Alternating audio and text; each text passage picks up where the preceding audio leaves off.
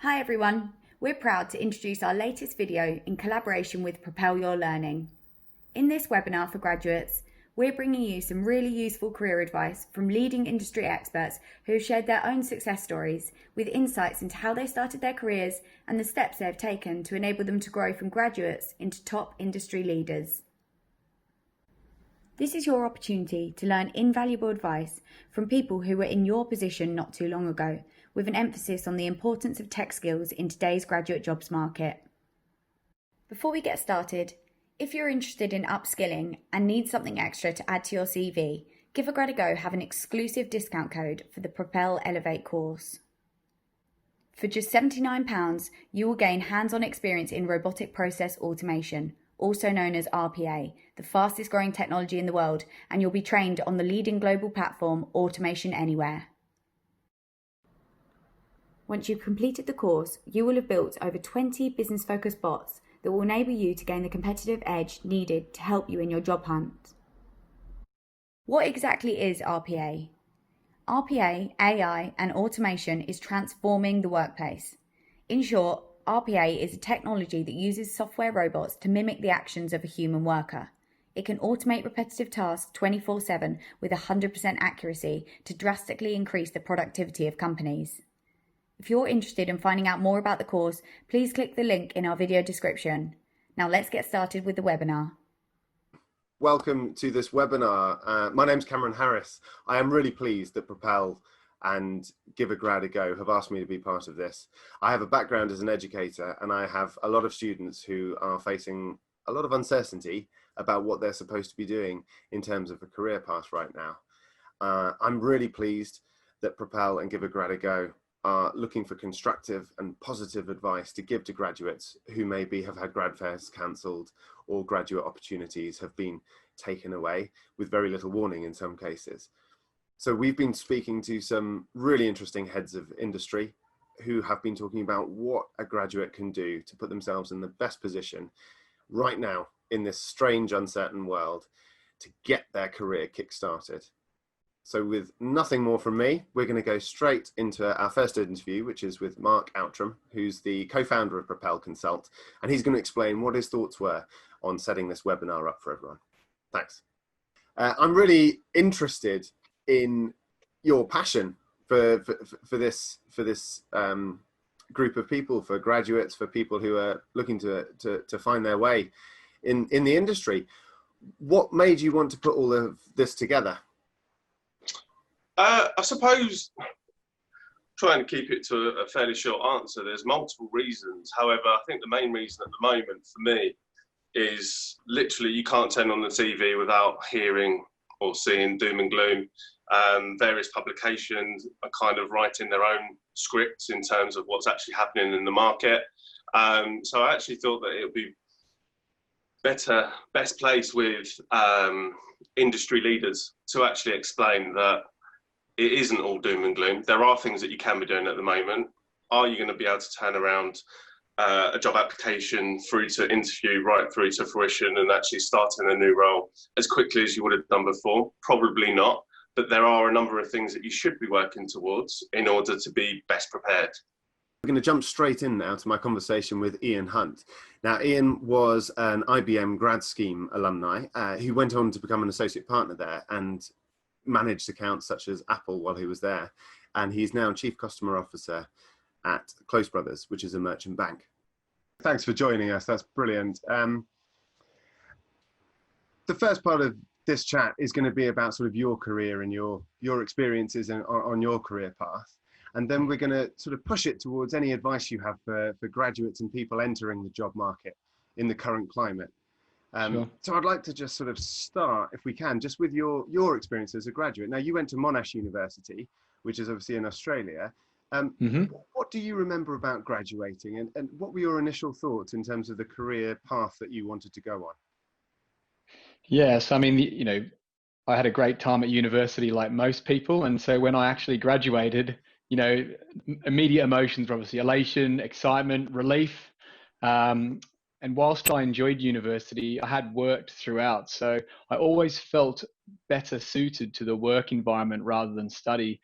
I loved generating value for a company, learning on the job, and being able to really network and try lots of things rather than focus on a particular course. So for me, it felt like a really exciting step.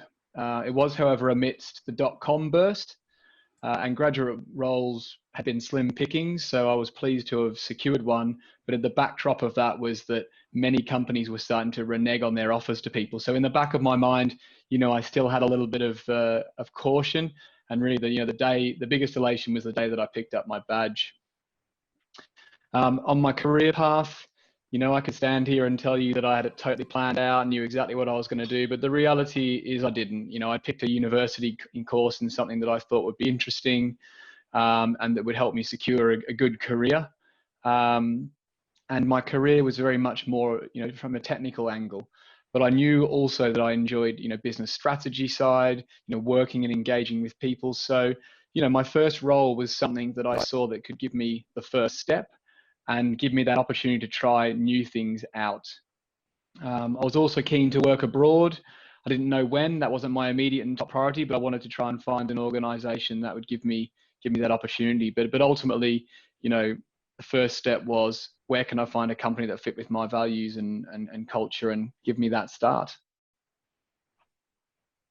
And once you'd got into that company, so once you had found that company with the opportunity that you wanted, how did you then plot your path within it? What was your kind of process to get you along your career path in a way that you were happy with?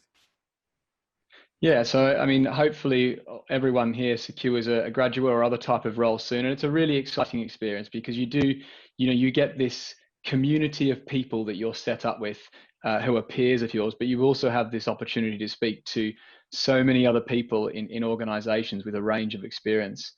And I probably wasn't as structured about career planning as some. I'm not someone who's great at really long-term goals, but I am clear on my short-term goals, and I have some feelings about the general direction that I wanted to go. I think the most important thing is I really kept an open mind. I'm quite a curious person and quite driven. I just wanted to learn as much as possible. So I was quite brave, and I took lots of what I would say calculated risks, and where an opportunity came up to try something else, I took it, whether that be extracurricular to my immediate role, or something else. And then really, as I figured out the things that I liked, I sort of went a bit deeper into those. And it's a real, I guess, probably an old-fashioned sort of consulting term, but there's this whole essence of being a T-shaped consultant. Have a nice broad knowledge, but be deep in something. The most important thing is to be known for something. And that something will and should change over time, especially if you want to stay current. But make sure that you're not just a generalist and that you're known for something. And I think that's the same as when you're trying to enter the workforce. I think beyond that, collaborating with people at all levels, that was huge for me. If I think to the structured mentoring programs that are in place in companies today, that didn't quite exist when I started as a graduate, although I don't think I'm that old. But I had a lot of peers that I respected and trusted, and I took any opportunity to take their feedback. Not always easy to hear, but I took that and did my best to act on the things that I thought were best to me. And I think the last thing I would say is, coming back to that calculated risk, it might not be something that is immediately obvious to you or doesn't feel 100% comfortable. But if you don't take risks at the right moments, then you will miss out on a lot of potential opportunities that you didn't foresee. And I feel I did a good job of that. It's really interesting to hear you talk about calculated risk, because obviously going into your first jobs, as you said, was against the backdrop of a dot-com kind of bust environment. How do you feel? So I suppose my next question comes in two parts, really. The first one is, how do you feel that you managed to make yourself stand out from your competitors in terms of getting your foot in the door? What was it that helped you get onto that graduate program initially? Yeah, so I think I researched the company and the role as best I could. I think this is a positive and a negative for people today. There wasn't the same degree of content online as there was before. Today you can, scour social media, look at review sites like Glassdoor. Back then I still did as much of that as I could, but I really learned about the company, and I had a clear picture in my head of why I was interested in the job and the difference that I thought I could make, and how I thought I could grow and help the organization on an ongoing basis. So that was probably the first thing. And I think earlier when I was looking at things like work experience, I didn't do a good job of that. And so that was a massive learning for me. Thankfully, I was lucky enough to still secure some work experience in a relevant field. And, I'm happy to talk a bit more about this, but, work experience isn't the be all and end all, but it does help. Because when I went into my interview, I was able to demonstrate with, real examples and experience of, lessons that I'd learned, positive and negative things I'd gone through. And that helped build empathy and understanding with the interviewer. It gave me confidence, but confidence that was balanced with, with being humble. So I think that they were two. And the last one I'd probably talk about, or the second last one, I'll be quick with these, is that I took the opportunity to learn things on the side.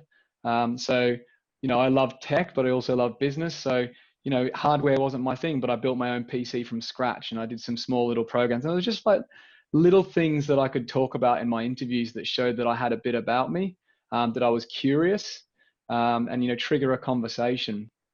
And so, if I think about people today, as I said, there's so many things you could do. You can write blogs, you can build a portfolio, you can do online courses for free. There's huge amounts of things. But I'd say, don't try and do everything. Do a small number of things or one thing, really well that you're passionate about, that you are, when you get into that interview, you're proud to stand up, even if it's small, to say, I also do this and I'm interested in that and I play sports and this is how I can relate back to, a work life of how this is going to make a difference. If you're interested in upskilling and want to learn more about the Propel Elevate RPA certification, click the link in our video description.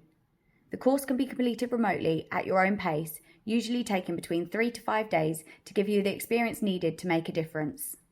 So actually we've kind of moved on to the next area, which is really useful, which is, okay, so you went from a graduate, you got yourself into a graduate program which interested you, yeah. And then you started making your way up the ladder and you ended up in a position both at IBM and now at Close Brothers, where you yourself are now in charge of managing and developing talent. So we've touched on some of the things there in terms of what you look for, what a graduate can do to stand out from the pack.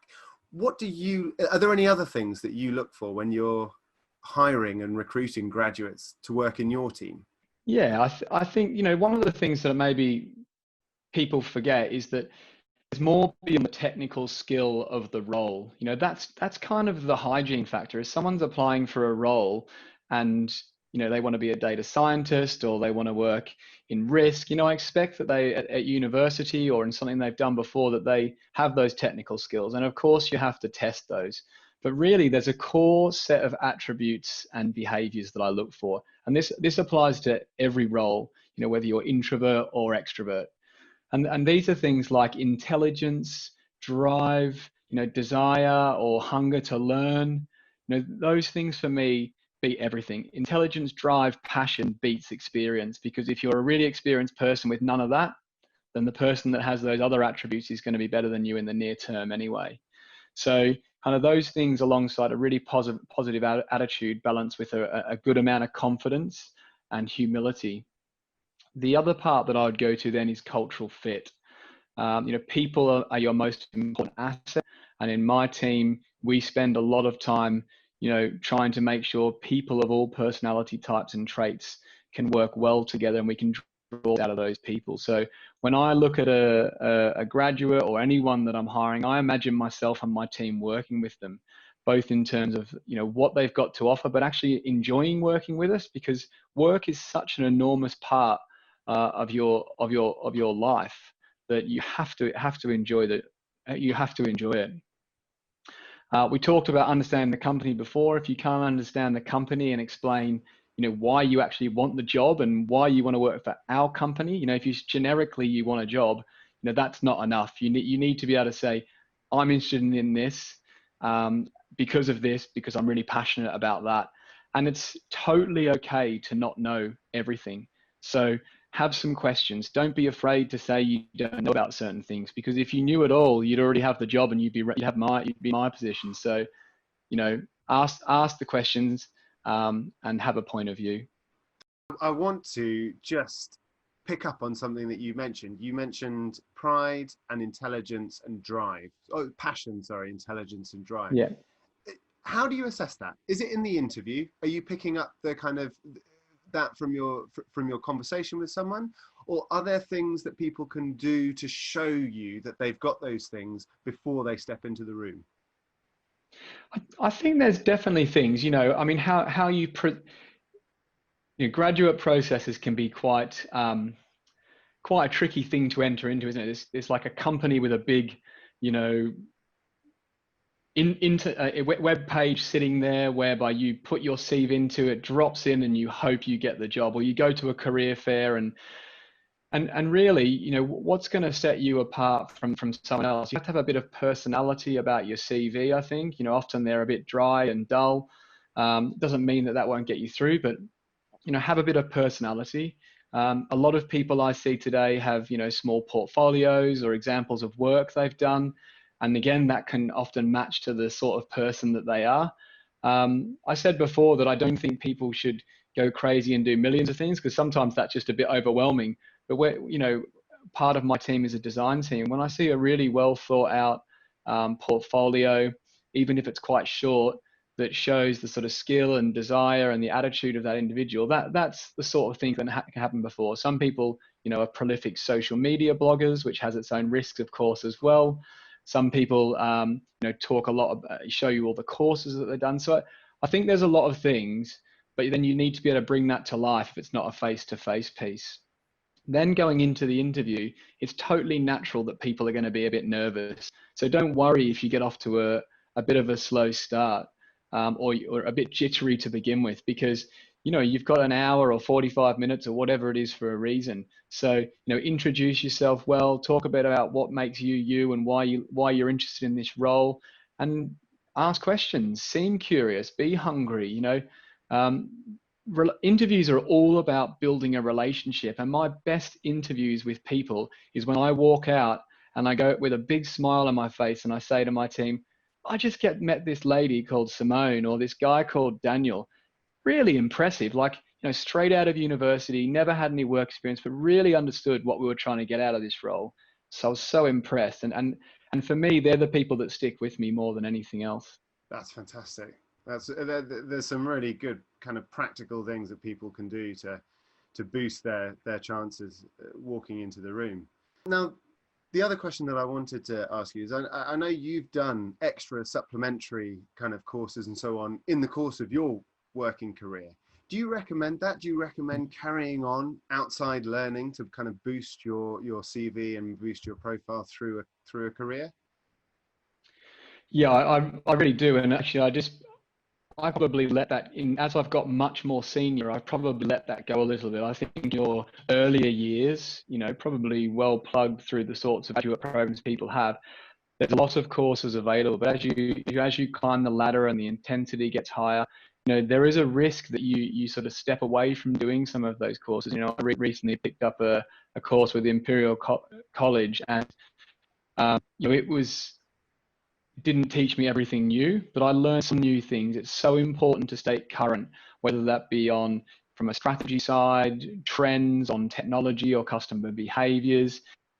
It's important that you keep bringing the outside in. And the one thing I would say is there's so much resource out there today. It doesn't all have to be paid courses. Within my team, we try and have that's where we say 20% of your time has to be kept free for thinking and doing other aspects. And that doesn't mean that every week people do nothing for 20%, but it gives people the freedom to, read thought-provoking articles, listen to a webinar sent from a partner or a company that they're really interested in. And surprise, surprise, they'll pull out a nugget or an insight that says, have we been thinking about this? Should we be doing this? Do you think this trend's going to impact our company in any way? And so if you just head down in the job and crack on, then the risk is that, either you might end up in a role that isn't really going anywhere, or that you can't add that extra insights that gives you the boost in the organization. So I'd really encourage it, but leverage the resources available. Not everything has to be an expensive course. Fantastic.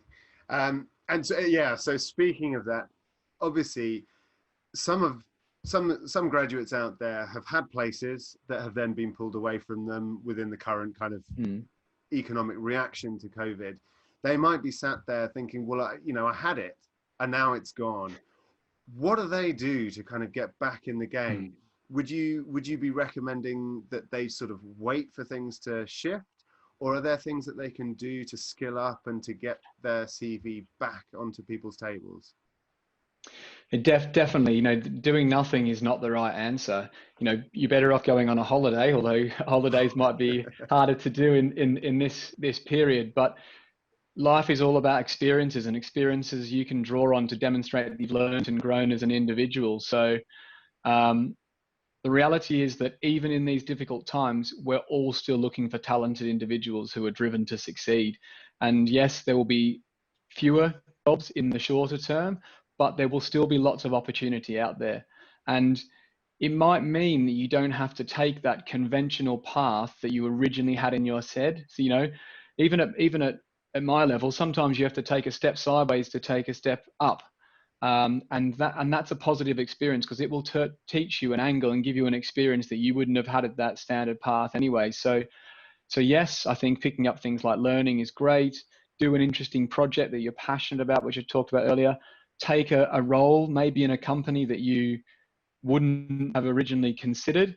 You never know the people you're going to meet. The world is still structured around, relationships. And so the person you meet could become a great mentor. They may connect you with a brother or a sister in an organization that has an opportunity. So I would say broaden your horizons. Don't be too stubborn in following the path that you originally set, and say yes to as many of the right opportunities as you can. That's fantastically useful advice for just about every graduate out there. And I'm going to end with one final question, which is I'm going to try and push you now to imagine that you had I don't know if you have a younger sibling or anything, but just imagine that you had a younger sibling.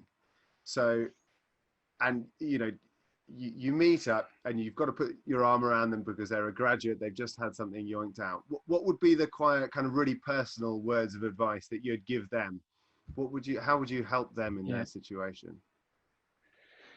I would say relax and stay calm first and foremost. This is a big impact, a seismic impact on the economy.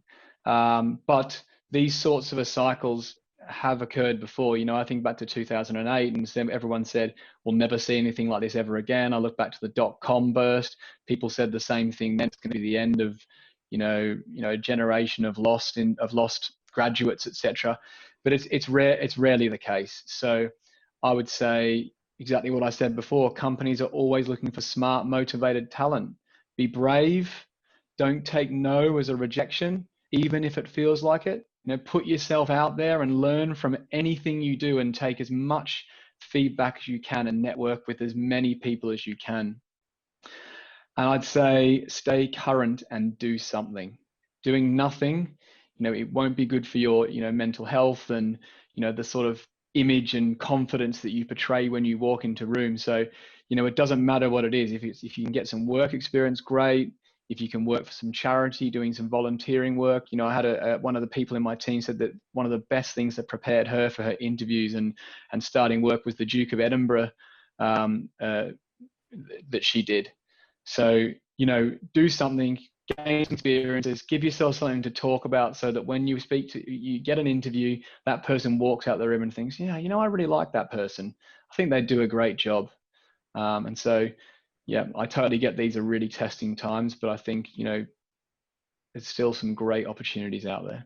That's fantastic. If there was a tagline for this whole interview, I think it would be stay current and do something. I think that's great advice. Ian, thank you for your time. That's incredibly useful. And I'm pretty sure anyone listening to this will be able to pick something out of what you said and really hold on to it to give them a spur into the next step. Thank you. And I'll be happy for anyone to reach out to me. That'd be totally fine. Some really useful advice there from Ian to graduates on how to take the right opportunities. We're now going to move on to a conversation I had with Max Cassidy, who's pretty much the perfect example of a recent graduate. He went to the University of Bedfordshire, where he did computer science, and he specialised in robotics and artificial intelligence. And he has some great insight on how he's applied that learning in today's business world. Thank you, Max, for joining us today, and I really appreciate you giving up the time for us to learn a bit from your experience through your career, and also to hear any hints and tips you've got for people out there just starting on their career journeys. No worries. Thanks for having me. Pleasure. Now, you graduated from the University of Bedfordshire with a degree in computer science and then honours in robotic process automation. Did you have a clear idea what you were going to study before you went there? Did you know you were going along the automation route, or did it happen gradually as you were studying? Yeah, it all happened gradually. I was looking into computer science, but I didn't want to go primarily for computer science. I wanted to find a bit of a niche in the market. And at this point, robotic process automation, it was starting to become a new course. I think when I actually applied to university and went down this route, there was only 2 universities actually offering this honours at that point. So I thought it's a perfect time to break into the industry. So you went in with a sort of a desire to find the niche market. Did you find that there was a ready built career path for you to follow afterwards, or how did you carve out your first steps in the industry? So it was quite an interesting one, really. When I finished university, there wasn't much of a support network in place. It was a case of, now you go and fend for yourself. So I actually ended up opening up my own business while traveling around Australia, which was great. But one thing that I found is, on my day-to-day tasks, I was using RPA as a way to make my life easier and make my jobs easier. And I found that I really enjoyed utilizing the platforms in order to build these solutions out. Like, it was actually a hobby of mine. So upon returning to the UK, I knew I wanted to get into the RPA industry. For a low-cost, hands-on RPA course where you'll get to build over 20 business-focused bots, sign up to the Propel Elevate course for just £79 using the Give a Grad a Go discount code and link in this video description. And I went out my way to complete as many learning courses as I could. However, again, the limitations here was there wasn't much at this point that was hands-on. It was all death by PowerPoint, which was unfortunate. So it was all self-taught at this point, just developing things for fun. So if you had a tip for people who are thinking, how do I get involved in RPA without having a job role that has RPA within it, what would you tell people? I'd tell them, take a step back and don't think so much into it. Start thinking of tasks that you do on a day-to-day basis, and mainly think of them tasks that you do that you really don't like doing. Now ask yourself the question, why are you doing them every single day when you could do one task and then just press the button and it will do it for you whenever you want it to? So then you went into the big wide world of industry, and you generally work for consultancies. What was it about your experience and about you as a candidate that was so attractive to consultancies?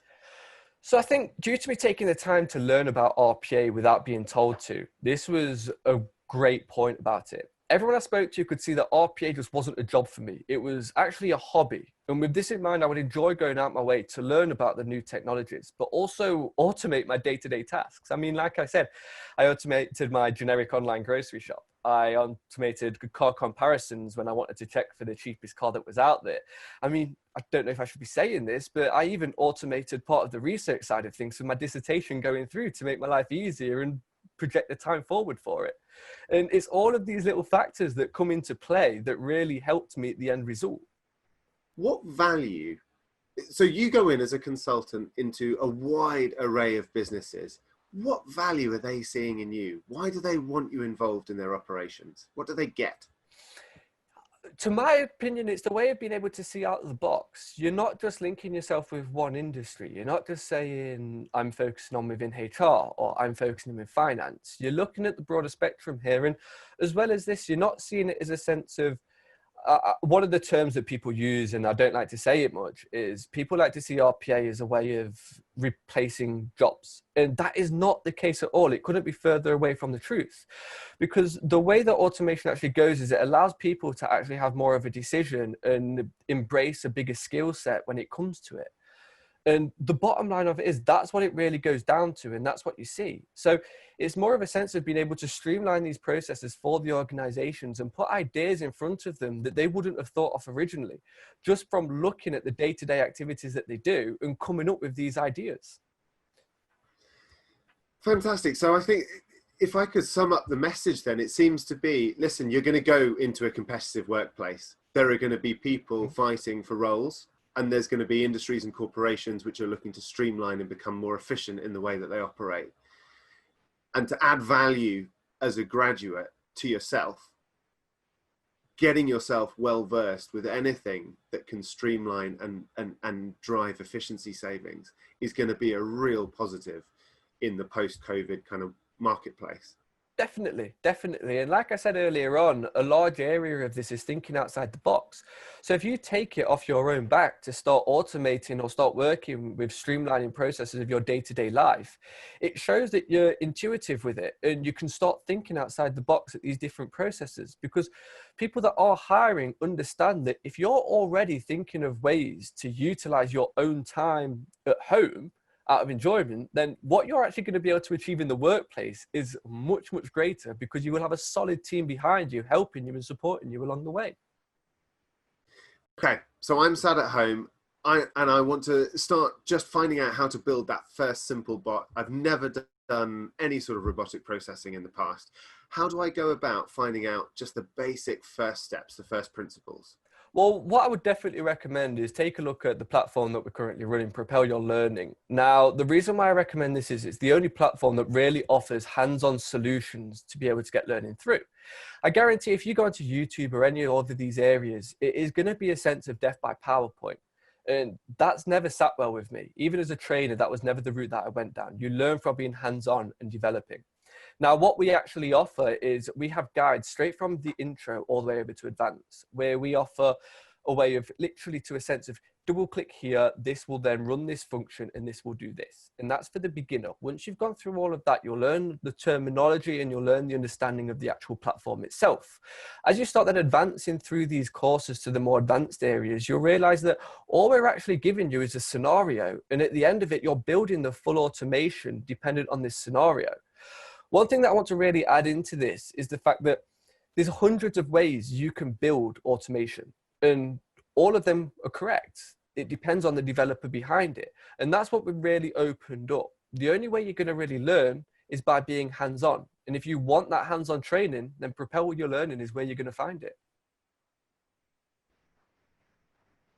Well, thank you to Max there, not only for his insight, but for providing a pretty much perfect example of how to develop a passion about your speciality.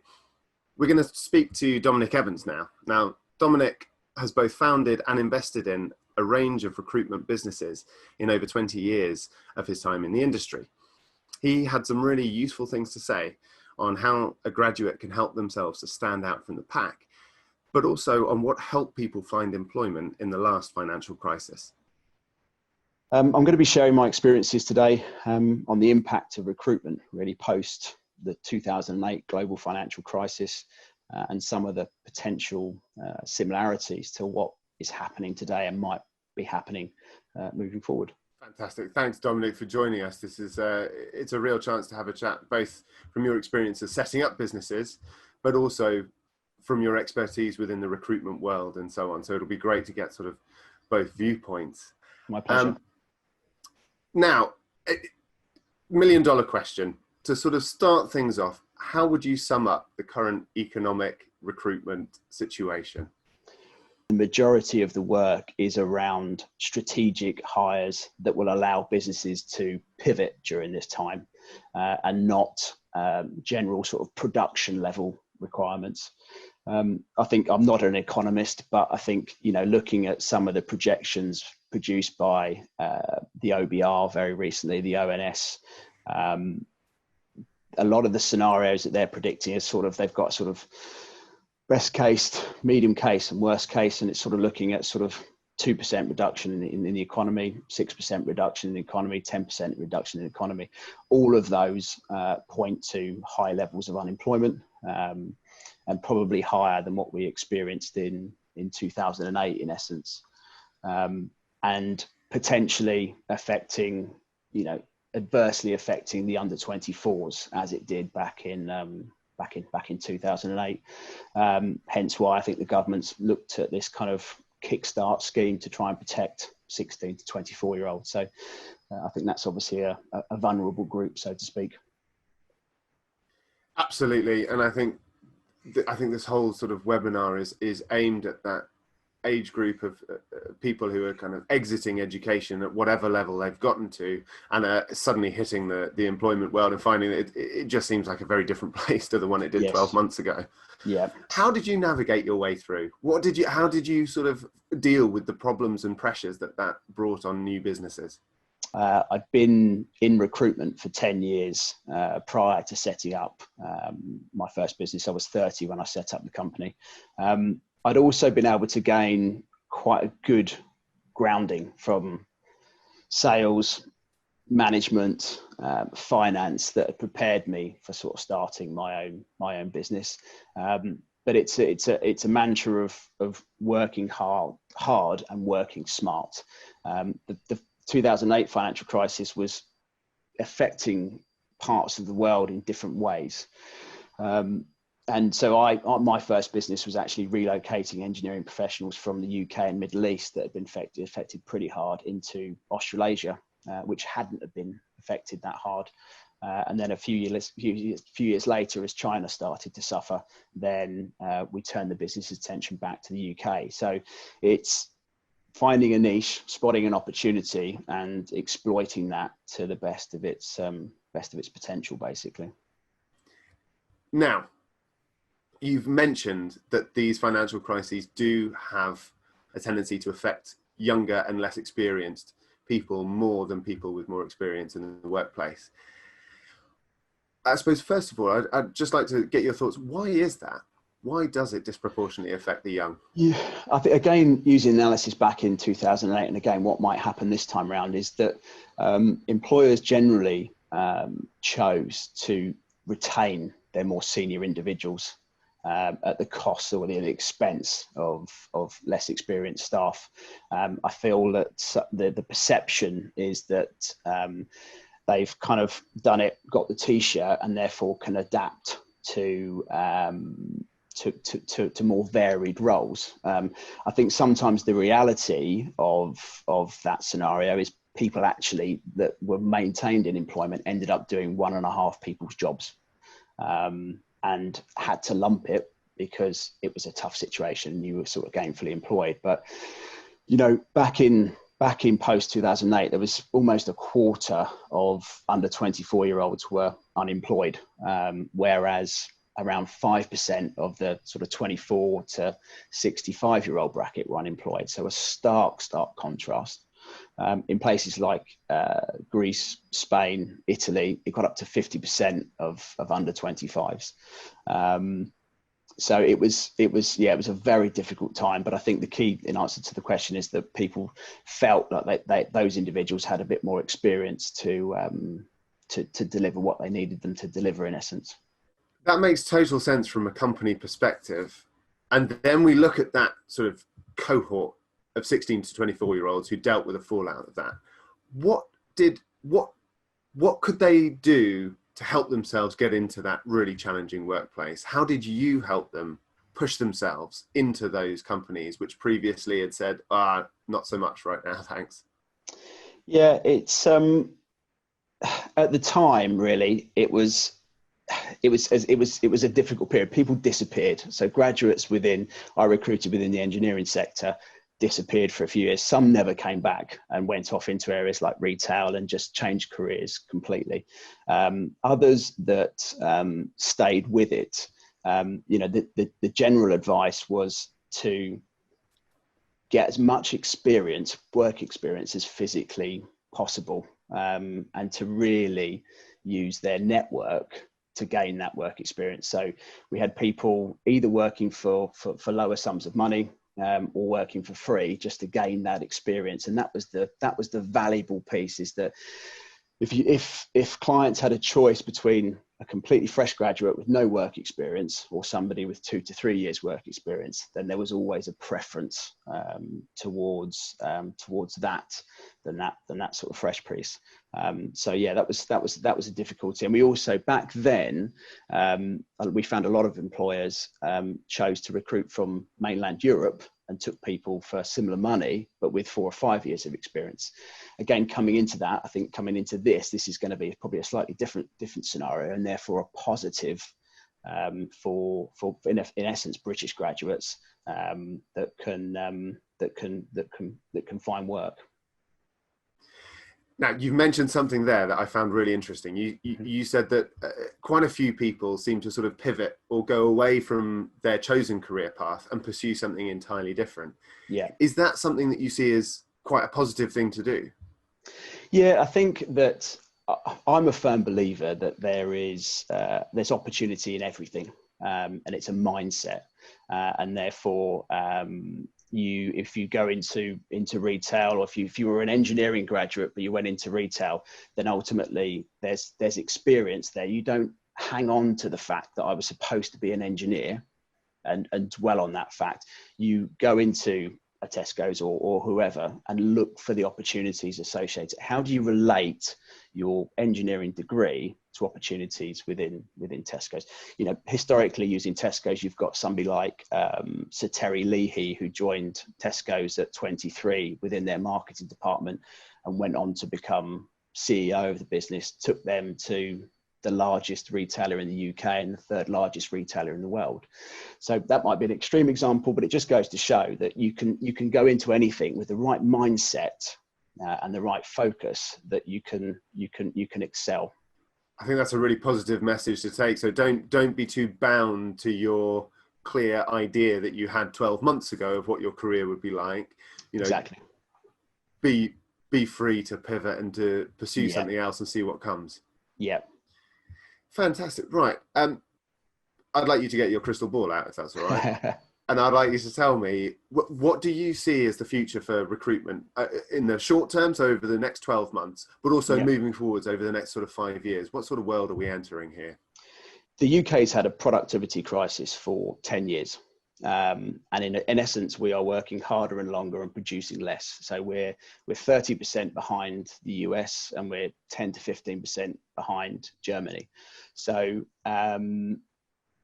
companies chose post 2008 to not so much invest in technology, but to invest in staff, and that's caused, in my opinion, the sort of productivity crisis. So I think that organisations now will look for that blend of technology and staff and try and incorporate the two of those to get a positive productive outcome. And for me, I wonder now whether the younger generation can be part of that solution, because they're so tech aware in comparison to, and I class myself within the older generation that aren't as tech astute, you know. So I feel like there is an opportunity for that younger generation to get some real exposure and play their part in essence in rebuilding the economy from a company's perspective. I want to pick up on what you've just said there. Now, you mentioned, I was sat here thinking, as I was listening to you, I was thinking, God, here's me sat here with an English Lit degree, and if I had that, I think tears would start rolling down my cheeks, thinking, what on earth have I done getting a Bachelor of Arts degree in this current climate? But then you mentioned that you've got history graduates and all sorts of graduates from all different backgrounds who are adding those kind of tech skills. How does someone sat there with a Bachelor of Arts degree, you know, how do they add that sort of skill to their CV and make them attractive to employers? Yeah, I think for me, everything in life is about a blend. So we talk a lot in the industry about soft skills, and you can't, the ability to be client facing, the ability to communicate, the ability to train somebody, the ability to build rapport, is a fundamental part of that. So whether you've just done a computer science degree, but you don't have those skills, or whether you've done an English literature degree, and you don't have the technical skills, but you have the commercial skills, those are the critical aspects. And if you've got the ability to learn and develop and a passion and an interest for a space, you combine those two, and that's a winning formula. And without both, in my opinion, you will struggle. And I suppose to do that, you'd be looking at online courses, remote learning, those kinds of things where you can pick up diplomas and certificates and so on to show. Absolutely. Yeah. I mean, I think The UK in general has had a steady decline in medium skilled roles, an increase in low skilled roles, and a significant increase in high skilled roles. So if you look at areas like artificial intelligence, automation, healthcare, engineering, teaching, cybersecurity, even manufacturing is potentially going to sort of boom post this, because we shouldn't be buying PPE equipment from Turkey and sending it back if it's faulty. You know, we should be held accountable for ourselves on that side of the fence. So I'd be looking at those technologies, those spaces, seeing what sort of technology is influencing those spaces and getting that type of exposure, because that's the future of the market. As a graduate, you're the future of the workplace. So what's involved in the Propel RPA course? Upon completing the Propel Elevate course, you'll be fully equipped on the world's leading RPA platforms, Automation Anywhere version 11 and A 2019. Automation Anywhere is used by over 3,000 businesses globally, including Facebook, Google, and EY. You'll discover Agile PM, one of the most widely adopted project management styles used by 97% of businesses. This innovative approach enables the effective organisation of both people and projects. You'll learn operational excellence, which is used by all businesses in the Fortune 500 list, streamlining their processes and delivering value to their customers. The low skilled economy is going to always be there, but it's not going to remunerate well. The high skilled economy is where you need to position yourself, because that medium stuff is going to be phased out through technologies like automation. Hence my involvement in and excitement in Propel, because of the nature of how people have relied on people to carry out work. Thank you to Dominic for that really practical advice for graduates. We're going to have a look now at my conversation with Louisa Pavis. Now, Louisa started on the Accenture graduate scheme. She then became Head of Global Innovation at HSBC, and she is now the Chief Operating Officer and Head of Advisory for Innovation at Apata Capital. She had a quite unusual start to her career and speaks really eloquently about the unsafe space that can exist for graduates as they come to the end of their university courses. But she also has some great insight on what it is that she looks for when she's recruiting graduates. Louisa, thanks so much for talking to us today. It's really useful to get your insights and hear your experiences. I'd like to jump straight into your career path, if that's all right. Now, you went to the University of Newcastle and you studied food marketing and management. What was the reasoning behind that? Did you have a career path in mind when you picked it? It's not an obvious choice, is it? It's quite an unusual course. So I had maybe, this will resonate actually with people watching, because I had a little bit of a bumpy start coming out of school and going to uni. I didn't get the grades I wanted to get to go off and become a vet, and hence I needed a plan B. And this was the only course, and I think it still is today, that combines an interest in biological sciences along with my love of the great outdoors and agriculture with business. And I had my heart setting on going to Newcastle Uni, so it was just the right plan B for me at the time. Fantastic. So you graduated your course having picked it for kind of reasons of passion and interest, and then you suddenly found yourself a graduate. Can you talk us through the experience of finishing your course and how what kind of path you went down to get yourself into the job market? Yes, I can. So I would say that I had managed to go on and do numerous part-time jobs at university, which one of them was enabling technology. And I'd sort of found a great love for technology alongside doing my university course. And so I pivoted into thinking about who are technology and innovation providers. I realized how competitive the world of marketing was.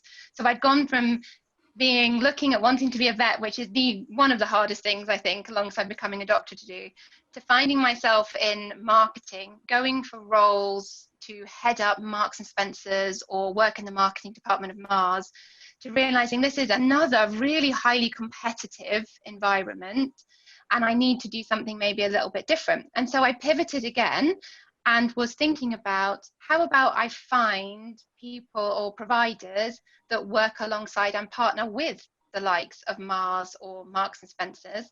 So I can use the skills and experiences I've gained through my degree, but maybe not directly going for the most competitive role that's going to be available.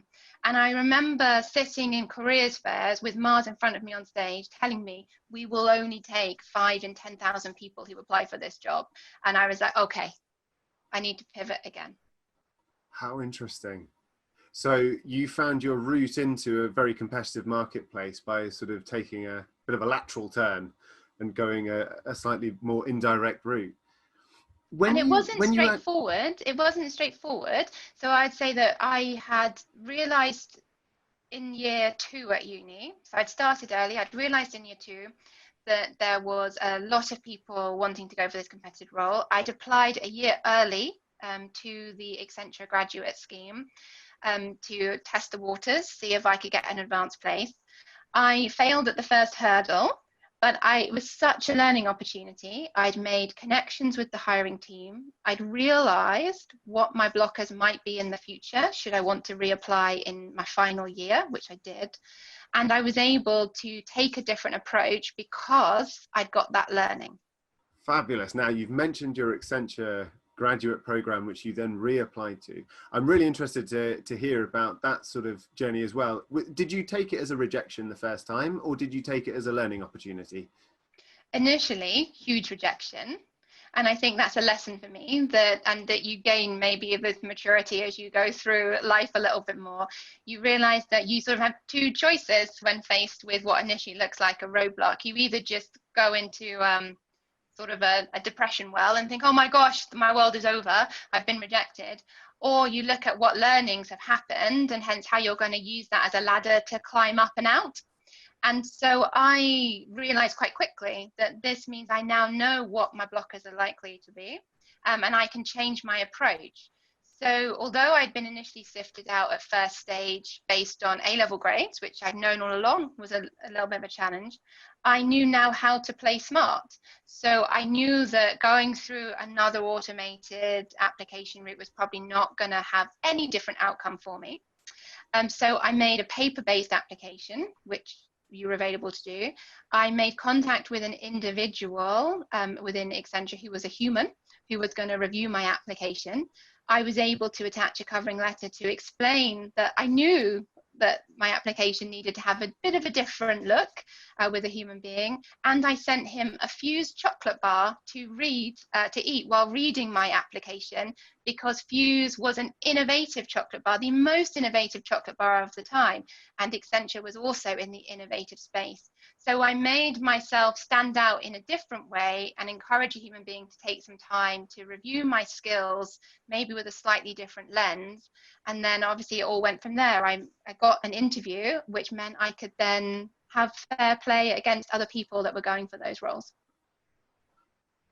Fantastic. I like the idea of giving out chocolate to people in order to hook them in. I think that's a truly insightful graduate tactic. Now, once you were into Accenture and part of the graduate program, can you talk us through how you went from being part of the graduate program to then establishing yourself within the company and progressing down the career path?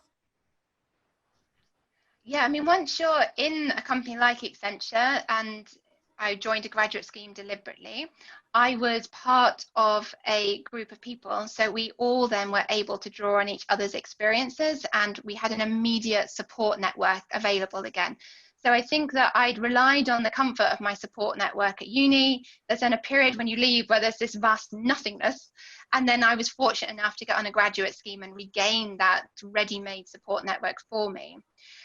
You are then a bit of a pack mentality, really. So you're able to exaggerate all the good things that other people around you are doing, that you're like, oh, wow, that looked great. I should do more of that. You're also able as a group to learn off the group's mistakes. So you learn once and you don't have to make that mistake yourself. So I'd say it was lucky that I was on a graduate scheme and able to really thrive within a pack environment as I was going through my learning.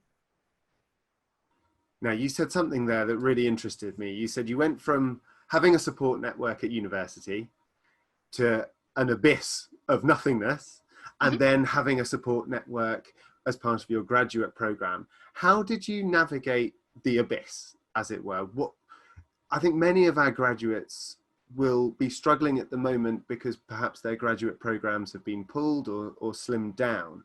So how would you advise a graduate facing that unsafe space after university? What can they do to get themselves through it and onto the other side? Unsafe space is a really interesting choice of description from you, because I think that is what it is. Once you've fallen out of your university world, I literally felt as soon as I sat my final exams, boom, nothing. I hadn't really realized at that point that just at the point when I really want to be accessing the job shop, the career advisory, because I've now got some headspace to be thinking about the next steps, it's exactly the time when they close for holidays. So it's not the most desirable time. So I'd say support structures are out there, but they're not always as easily signposted as you'd expect them to be. And you need to find yourself the next pack environment that you can get within to then start working together to navigate through the wastelands really that can exist between leaving uni and starting your first job. I was lucky I'd stayed in contact with all of my connections from university. I also had direct contacts with my tutor groups. And most importantly, I'd done lots of extracurricular activities and part-time jobs. So I'd already started building a network in the professional world that I could start drawing upon, although small. I'd say if anyone finds themselves in that wasteland and they're like, well, I haven't done these things because maybe I wasn't, thinking about it, concentrating on studies, more importantly, for a period of time. It's look beyond your network. Think about who you know in your friends and family group, where they work, how they're connected, and see if you can start to use your network to start creating a support body for you. If not, search far and wide digitally. There's loads now on connected social media where you can start to join groups of like-minded people or find connections that are going to be helpful for you as you want to progress on your next step. Fantastic. So it's this idea of just connecting, connections at every step of the way. Don't ignore the connection side of things. We're going to pivot now from your experience, and I'd love to find out now that you're established within your career, you've worked at MetLife, you've worked at Close Brothers, you've worked at Legal & General and at HSBC, and now you are in charge of recruiting graduates and so on, and starting other people on that journey. What do you look for when you look for a graduate? It all comes down to those differentiating factors that show someone has ambition and could bring something of value to my team. But it's not necessarily experience. If I'm looking at the apprenticeship market, the graduate market, I'm not expecting people to have pages and pages of job experience. What I'm looking for is more about their skills. And sometimes I find that people aren't the best at bringing those skills to life, because skills are gained not only in jobs, but they're gained through extracurricular responsibilities too. So I'm looking for somebody who can present their behaviors and their skill sets and bring them to life for me on a piece of paper that will encourage me that they've got enough differentiating factor that I'm going to now go on and have a call and give them an interview. And I'd be encouraging people to think about helping me see your potential on the paper. So things, for example, you might not think you've done a project before, but you want to move into the project world. I'm pretty sure you'll have arranged a holiday for a group of people, or a charity event, or sporting events for university. All these are a way of demonstrating your project management skill set, even though you might not necessarily have project management experience on a job CV. And it's how do you bring that to life and help me see your potential? And I suppose the first step is to realize how much you've actually done yourself. So yes. as a graduate, if you're sat there thinking, oh, but I've got nothing, actually take a fresh look at your own experiences and see what you've already done that you can be proud of and can pitch to people like yourself. Absolutely. So look inside, think about what you have done, think about the skills that needed, and then really reflect on is my presentation, the look and feel of how I'm putting this down on paper, really resonating and true to me? And would I honestly say this is the best way of showing someone my potential? Proper research and really targeting what they're saying at what you need. I want you to make me feel that you really want to come and join my team. Fantastic. So if I could sum up the main messages, correct me if I'm wrong. Stay connected, stay positive, look for new networks, even in surprising places.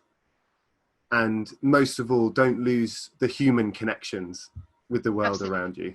Yeah, absolutely. And think about, as you look towards the future, how you can future-proof your skill sets and start building experiences which are in the interest areas that are going to be the things in the future that we are not going to be able to live and thrive without. So keep relevant. Some really positive and constructive advice there. Thank you. We're going to zoom in now to my interview with Daniel Johnson. Now, Daniel Johnson did a degree in music and then became head of automation at Close Brothers before becoming head of automation at the Home Office. He talks about his journey from an arts degree into the corporate world. I'd like to kick off, if we can, with finding out a little bit about your career journey. You took a slightly unusual route, shall we say, into the world of automation and artificial intelligence, which was a degree in music. Perhaps you could tell us a bit about that and how that kicked you off. You're absolutely right. It was an unusual starting point, and not many people start with a career in music production. But yeah, it's an interesting story. So I remember quite clearly in the final year at college having to think about how I'd spend the next sort of 3 to 4 years of further education, and then, you know, beyond that, a career. And to be honest with you, at the ripe old age of 18, I just didn't know. And so I ended up making a bit of a snap decision to pursue a degree in business management. Completed the first year, hated it, realized that it wasn't for me whatsoever. And so I pivoted slightly to something that I was really passionate about, really loved, and something that I was relatively good at, which was music and music production. Fantastic. So you completed your degree in something that you were interested in, had a bit of passion for, and then you come to the end of your degree and you're faced with that quite familiar graduate cliff edge where suddenly you were expected to go out into the world of gainful employment. How did you approach that? What did you do? So it was a difficult time actually, because when I graduated, we were just coming out of the sort of financial crash and the recession, and so, you know, from a jobs market perspective, things were pretty bleak, and it was pretty tough for people graduating at that time. Although that being said, I do remember there being, you know, a number of jobs fairs run at not just my university but local universities in Manchester, and so, you know, friends and I would attend those and start speaking to companies to see what types of roles are out there. I do remember a lot of the big consultancies being at those fairs, and so it was interesting to meet them and understand what options were available from a consulting point of view. And funnily enough, and not many people know this either, but my first job out of university was in the music space. I spent some time working in a recording studio in central Manchester, recording jazz bands, and I absolutely loved it, but realized pretty quickly that it wasn't very well paid, particularly at that time. It was effectively an unpaid internship given the state of the climate, and so realized I needed to look for something else. And how did you go about that then? What was your process to finding that job in that economic downturn? It was tough, right? I mean, back then it was a series of online searches, and you know, it was as simple as, you know, writing up a CV and you know, and sharing that with as many people as possible, just to land whatever job that you could, you know, either in an area that interested you or in an area that you thought had, you know, some potential in terms of a career. And it was as simple as that. It was pretty desperate times, not too dissimilar to the current state, I think. Absolutely. So it was sheer just kind of willpower and determination to get your CV out, to make those contacts and try and get something happening. Totally. You had to be really sort of tenacious and competitive, and and sort of get out there and put yourself out there. If I think back, it was the not the first job in the music studio, but the second job came from a conversation that I had with someone at one of the graduate fairs. And it was an IT hosting company based in central Manchester. And I think if you hadn't sort of put yourself out there and started to build your network and started to talk to people, then chances are you probably wouldn't have found a job for quite a long time. Absolutely. And now you've mentioned a word there which has resonated with a few of the different people that I've interviewed, and that's network. How important is it to build a network, and how do you go about it when you don't have a job? It's incredibly important. Network. A strong network opens up so many opportunities for not just graduates looking for new roles, but at any stage in your career, it's important to have a really strong network. I think the easiest way to do that today is to use as many different digital channels as possible. And my go-to advice for anyone would be really ramp up your digital profile, and particularly sites like LinkedIn. And start connecting with people and having really good conversations about what you're interested in the world of work, and and just sort of see where that leads to, I guess. Fantastic. And now you mentioned a few terms there, sort of RPA, machine learning. There are a few things that if I was a graduate, as I am, with a Bachelor of Arts degree in English Lit, I might listen to those terms and think this isn't a world that I can enter. It's not a world that I understand or that my degree is kind of tailored for. Is that the right way of thinking about it? Or did you look to build quite a varied team within that automation unit? So I'd say, within automation is a broad term, right? There's a number of different technologies that sit within that space I just said. Within that, there's also a number of different types of roles, and some of those roles require deep technical experience. So if you're naturally a builder of automation solutions, then you might be in a more favorable position if you had a STEM background. But there are also sort of roles and careers centered around design, problem solving, project management, and so those deep technical skills probably aren't as relevant. And so it doesn't really matter what your degree is or what your background is. If you're really interested in innovation, in automation and emerging technologies, there's probably going to be a role for anyone to play. Fantastic. And do you see it? I suppose there must have been a sort of business element to it as well. Do you see automation and robotic processing as a huge growth area in the post-COVID world? Of course, yeah. There was absolutely a business opportunity there. If you take COVID out of it for one second, if you look at the growth rate of the automation market, and then specifically a subsector of that, the RPA market, it's almost unprecedented market growth over the last sort of 3 years or so, and that's continuing to move in the same direction. In a post-COVID world, I think the need probably becomes greater, but there's another element at play. So historically, where automation and specifically RPA was a great tool to deliver operational efficiencies and cost savings, it now becomes a really important lever for improving business resiliency. And that's one of the trends that we're seeing among some of our customers and clients, that's something that they'll need to address over the next sort of 12 months to 3 years. Absolutely.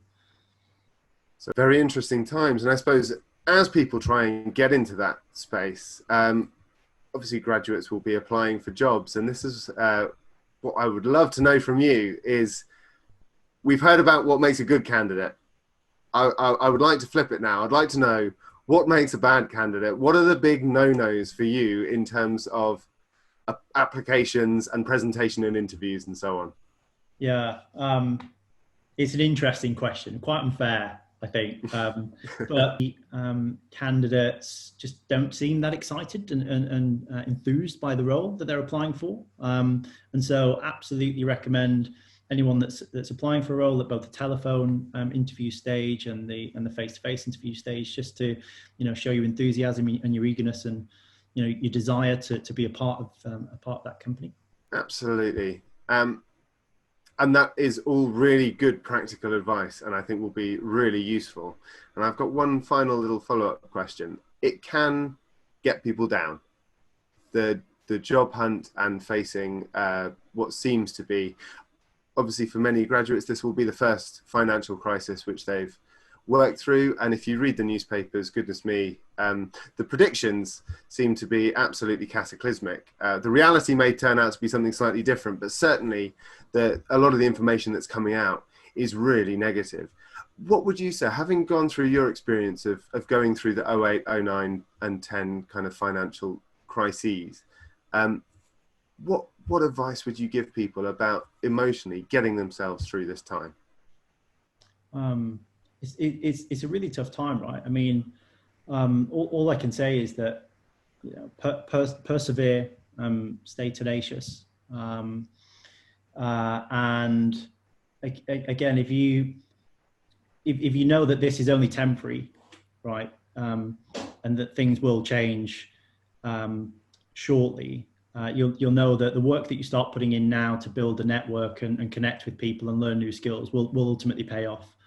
And it might not be within the next sort of couple of months or so, but in the short to medium term, it will absolutely benefit you. So that's the one piece of advice I give.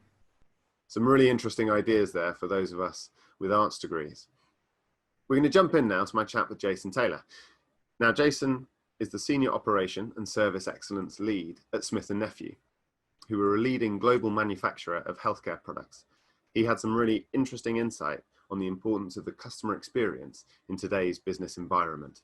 Well, thank you for joining us, and I'm really looking forward to hearing a little bit about your experience and your journey through your career, but also all the insights and sort of bits of advice that you can give to graduates and people entering the employment market at the moment. No problem. When you are recruiting personally, because obviously within your role, as you've become more and more senior, more and more people have worked under you and so on, what are you looking for in a recruit for you? Lots of questions. And it just shows that somebody's interested in diving deeper and understanding more about what you do. I mean, I always, when people say in a meeting this may be a stupid question, I always stop them and say I've made a career out of asking stupid questions, because often you will ask a question and you'll see somebody answer it, and initially their answer is yes, that's a stupid question, but then they'll start, actually it's not, now I'm thinking this through, it's not as daft as a question as I originally think. So being inquisitive and trying to dive down into some of the areas, not just listening, but probably talking. I always, when I conduct an interview, for example, I try to get the candidate talking a lot more than I am.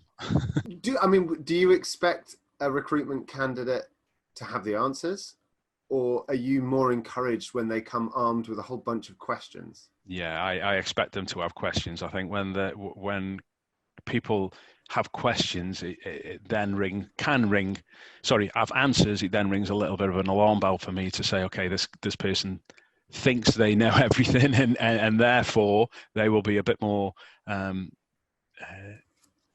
they will force their ideas and opinions on other people as opposed to working with people. One of the key things with process improvement is actually engaging with the frontline teams and working with people and having them come up with the ideas, having them identify the issues, but also having them building the solution. A lot of traditional process improvements approaches, as senior managers will have a conversation and say, this isn't working, let's do this instead of this, and then they'll tell the workforce to do it. And it's difficult for the workforce to adopt that change because they're not familiar with them, and often they'll revert back to their old ways of working, which means that the change is poorly implemented. But when you work with teams and you work with them so they help identify the problems, you ask them what's important for them, what's their opinion, how do they think you can fix this problem, you'll then bring them along the journey with you. Fantastic. That makes a lot of sense, and I suppose it reassures people that they don't have to have a whole ream of ideas and answers to implement themselves. They can go in as sponges ready to learn from the organizations they go into. Absolutely. Brilliant. Now, here's my $1 million question. Get dust off your Mystic Meg outfit, as it were. Mm-hmm. In times of economic crisis, it often, it's the churn and burn sort of approach, where certain aspects of industry will collapse away and perhaps change is hastened. But other things grow. And from that churn, we see new areas of development and so on, and new possibilities. If you were to look in a post-COVID world, where are the opportunities that you see? I certainly think that process improvement, operational excellence, lean, there's various names for driving operational improvements, is an absolute key areas. You know, businesses can't afford these days to have staff wasting time and effort doing things that are not productive. They need the processes to be, as I mentioned earlier, adding value every step along the way to that end product or service that's being delivered. They simply can't create processes that create rework, because not only is that ineffective for the business, it means that people are spending time and effort doing things that as I say, I keep saying, adding value, but it also generates unhappy customers. And that in itself is a big risk for businesses these days. You've got unhappy customers, they're likely to take their business elsewhere. So there's two huge benefits to driving operational improvement and operational excellence. One is reducing cost for the business to make sure that the business is operating as efficiently and as effectively as possible. And there's a big difference between as efficient and effective. Efficient is you're doing things as quick as possible, but you could be doing things as quick as possible. But if you're producing rubbish, it's a waste of time. Effective is making sure that you're not producing the rubbish. So those two things together. The other part to this, as I mentioned, is not only retaining customers, but hopefully trying to grow business from those customers.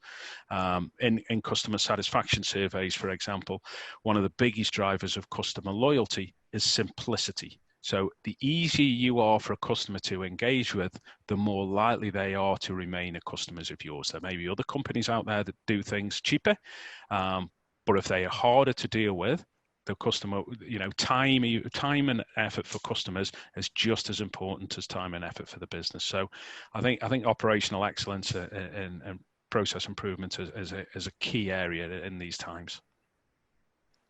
Fantastic.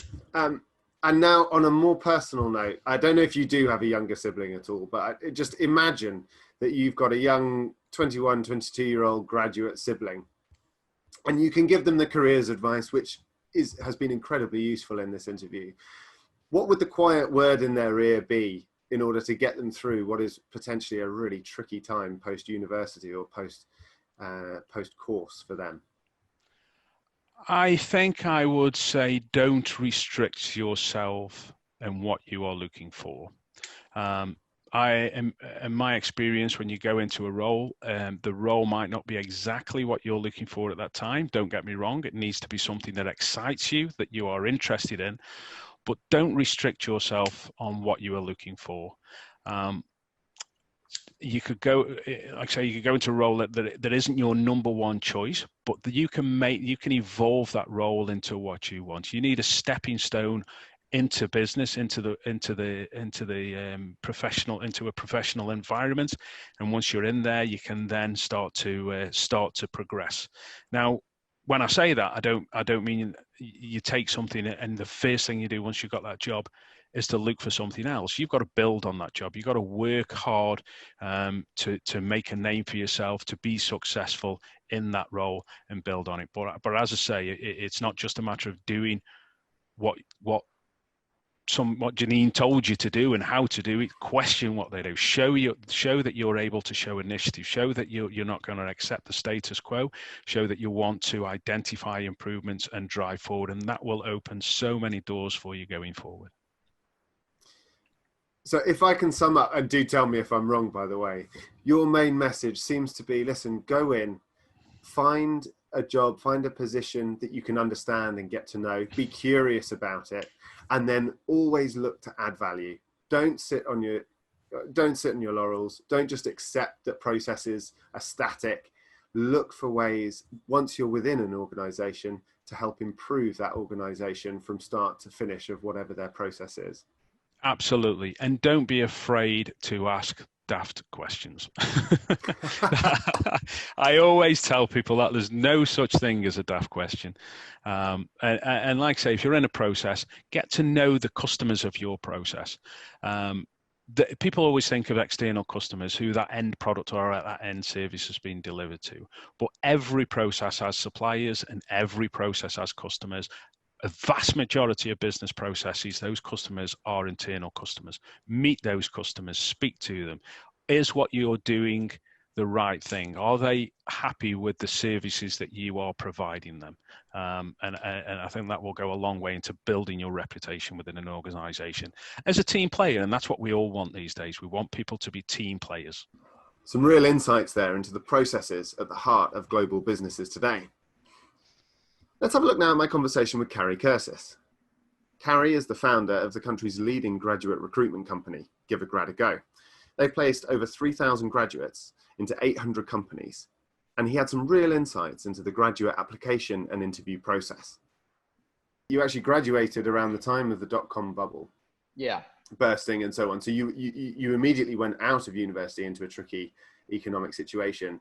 And the second is that Give a Grad a Go then sprang from a financial crisis and so on. What lessons have you learned from both of those experiences of working in economically tricky times? That's a good question. I mean, the overriding thing is that is really about kind of like you kind of like your personal mindset a little bit is the most important part, and this is more directed at like job seekers and stuff at the moment. And it's such a cliche and very easy to say once you've actually gone through it, but trying to remain positive and focused is actually super important.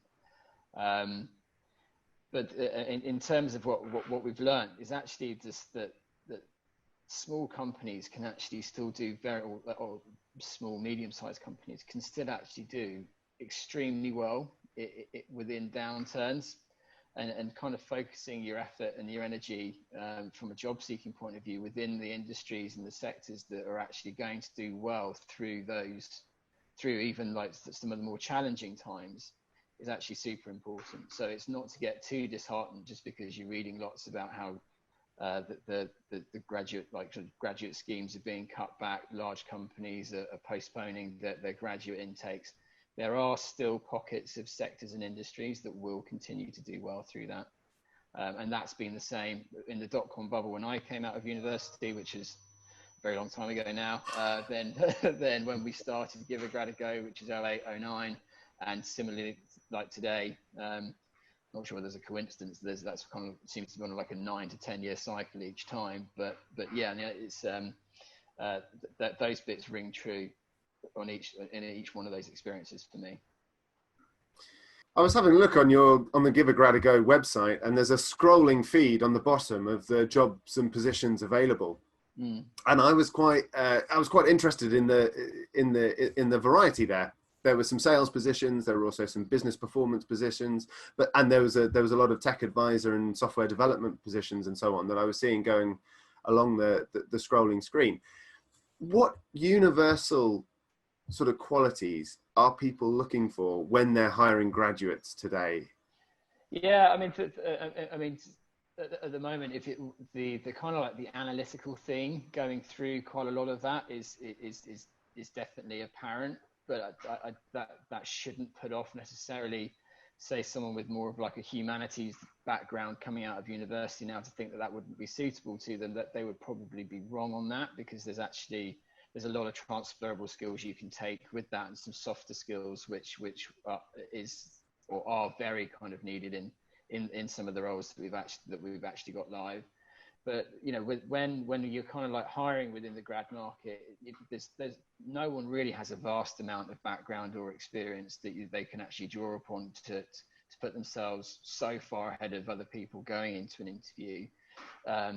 We constantly hear from clients that it's actually more about personality, drive, enthusiasm, how well researched they've been going into the interview processes. Those are the types of actually kind of attributes that really kind of stand out.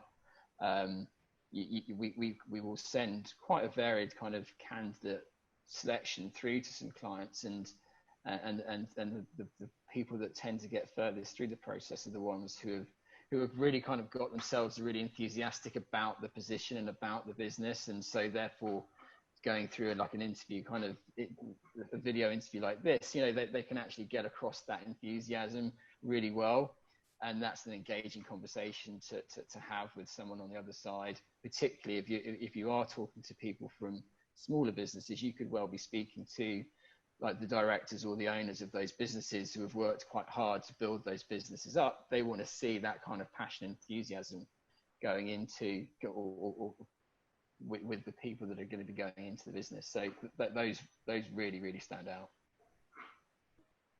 Absolutely, that's fantastic. So in terms of the engagement, the research, the planning, you know, go in wanting this particular job, not just any job.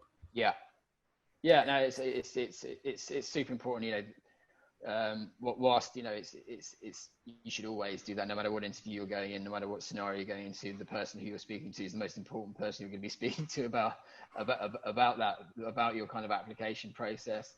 But yeah, no, it is. It's and at least if you're talking about what you're also interested in, the sectors you're interested in, it should be definitely focused on whatever sector it is that you're interviewing for. Now, give a grad a go. I mean, when you Google graduate recruitment, it ranks really highly on Google, and then you go into it and you realise that you've recruited for kind of 800 companies. Your experience over the last 10 years in graduate recruitment is just unparalleled. And I wonder, have you seen a shift in what companies are looking for over that period of time? There's definitely been some changes in the market for sure. I mean, that personality, that drive, that enthusiasm, that has been the same all the way through, just because of that kind of the almost the lack of experience that someone junior will bring into a role. That is the trade-off. You know, the personality and the kind of like the how quickly am I going to pick things up? Is this person going to be an investment to me for a long period of time, or will they be kind of like a contributing to the business really quickly? So that speed of learning is really important. The interesting kind of like, I suppose, changes through the course of like the last, I'd say particularly like 5 years, has been if we were talking about 6 months ago, it was very much a kind of candidate driven market where we were finding candidates. Good candidates were having the choice of what job they were going to be taking. You know, they could have 2 or 3 offers. That has flipped on its head over the course of the last few months, where not that people are taking any job that they're offered. I would always strongly advise against that. You know, even in this sort of a market, you want to make sure that you're accepting a job that you actually feel is really good for you longer term. But there aren't as many, the job flow is down, so there aren't as many interviews happening, so people aren't getting as many offers as they were kind of 6 months ago. So that flip to it being more of a buyer's market from an employer's point of view means that they can be a little bit more, they can take their time a little bit more, they don't have to rush the decision, and inevitably that could actually see a bit of downward pressure on salary, because you know that there are more people searching at the moment. I mean, that makes total sense, and it also, I suppose, links with what we've seen in terms of graduate fairs sort of being cancelled or scaled back, and so on, graduate schemes being reduced, which does mean that there's less opportunity available. Now, what that might mean is, and I'd be willing to put all of my insignificant amount of savings on it, is that there are some people watching this who potentially have had positions taken away that were there, or potentially were looking forward to applying and going through the process with certain companies, and those processes have also been cancelled and so on. And so they're sat at home, and we've had some advice where people say, okay, treat job hunting like a full-time job. Yeah, absolutely. But that can be quite dismal, I suppose. It can be quite, it can get you into a bit of a spiral, I suppose. And what I'm wondering is, have you got any advice for people in terms of balancing not only hunting for a job, but also doing things on the side that might help you find a job, but also keep you positive and interested and a candidate that people want to meet and get involved in when you do get that foot into a meeting? Yeah, I mean, to back your point there, we've heard it's as high as 25% of actually of offers that have been retracted from grad schemes that should be starting between now and the end of the year. So, I mean, it's a big number, and so obviously that is happening. I suppose my advice to the guys who are out there now hunting and how to try and make themselves stand out a little bit, you've got to think about the conversation that you're going to be having and the person on the other side of the conversation and what they would want to hear. And just to hear that someone's been sitting around just kind of like applying for 400 or 500 jobs and not getting anywhere, there's not that much of a conversation to it, apart from kind of like, you know, just asking for a bit of sympathy from it all. And that could be a conversation that interviewer is going to be having over and over again. You flip that to someone who's, okay, fine, has been also obviously interviewing an awful lot, but then has also been trying to do some upskilling, some learning something new, even if it's just something which might seem trivial, like a new language, or they've been doing some, you know, some kind of like tutoring online, which and you know, there's lots that can actually be done out there where people can be using their knowledge, skill set, and trying to build on that. But it's the advice there really is just think about the conversation that you're going to be having and how you can try and impress the person on the other side of the screen. Yeah, absolutely. So getting the interview is one thing, but actually having something to say in the interview is another thing, and it needs you need to think about that as well. Yeah, a proper differentiator, something that, you know, not everyone else is going to be able to say, who's going to be in that same interview process, having what would hopefully be a better kind of like level of conversation than just sitting there going, I've just been applying for jobs and it's been really difficult. Absolutely. Okay, now I'm going to ask you a question now. In your experience as giving advice to graduate candidates and so on, is there any advice that you give to graduate candidates that you just wish they would listen to a little more? The overwhelming one, I mean, the most frustrating thing from our point of view, I suppose, if we flip that a little bit to like what we do as a service and how we interact with clients and candidates, the most frustrating thing we have is when we've actually got a candidate who we think is just an unbelievably good match. And, you know, we'll do everything we try and do to get them in front of the client as quickly as we can. And then for that interview to happen and the client to come back and says, yeah, no, they didn't understand the role, or they hadn't researched the company enough. And, you know, until we're blue in the face, we'll be telling candidates to make sure that they've actually taken some good amount of time to actually just take a step back, look at the company, look at what it does, look at the sectors that it works in, figure out who its competitors are, and go in and just be able to have a conversation which shows they've taken that time and effort.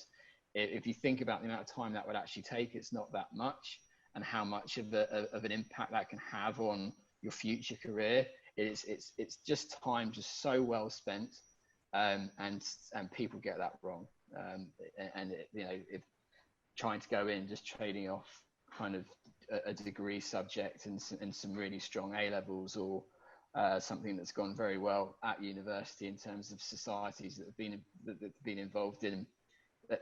You're not just going to be going through your CV, you're going to be talking about what you know about the company and about the opportunity. And if you can't get that across, that you've actually shown that you've actually taken that into consideration, that's where it falls down more often than not. Absolutely. Yeah. And I suppose that there's a tendency sometimes to sort of look at it and go, well, if I don't know enough about it, there's a reason why I don't get the job. There is a fear element sometimes, I think, but I think the message would be just grasp the nettle, throw yourself into your research, and give yourself the best chance in an interview by doing as much work as you can prior to it. Yeah, absolutely, and just thinking about how you could steer the conversation, even though you're the one that's being interviewed. You should, by having those questions set out and then thinking about what the answers could be, and then how you could kind of like contribute to the conversation as that's unfolding.